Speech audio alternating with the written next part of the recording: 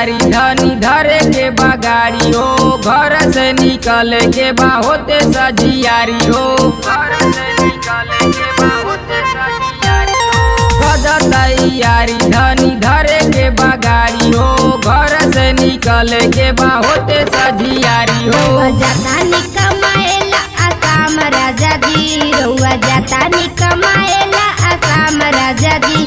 आवा मुँहे में चूसा दी दुगो याम राजा जी, आवा मुँहे में चूसा दी दुगो याम राजा जी, आवा मुँहे में चूसा दी, मुँहे में चूसा दी।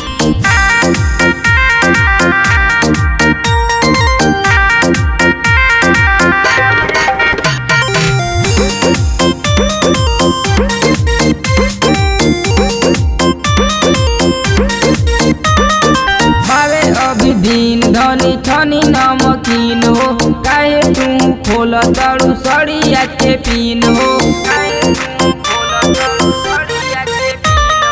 बाबे अभी दिन धनी छनी नमकीन हो, काहे तू खोल तड़ू सड़िया के पीन हो। गरमी में बड़ी न्याय राम राजा जी, रउआ जाता नी कमाएला आसाम राजा जी। आवा मुँहे में चूसा दी दुगो याम राजा जी, आवा मुँहे में चूसा दी दुगो याम राजा जी, आवा मुँहे में चूसा दी, मुँहे में चूसा दी।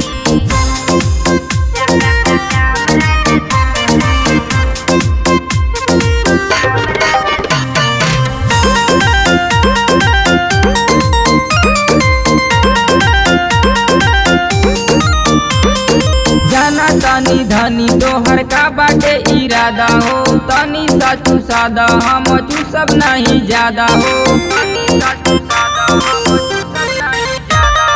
राजू लाल बहादुर बाटे का बाटे इरादा हो, तनी सा चूसादा सोना चूसब नहीं ज्यादा हो। आज सटी न हो जाई इंतजाम राजा जी, रउआ जाता नी कमाएला आसाम राजा जी। आवा मुँहे में चूसा दी दुगो याम राजा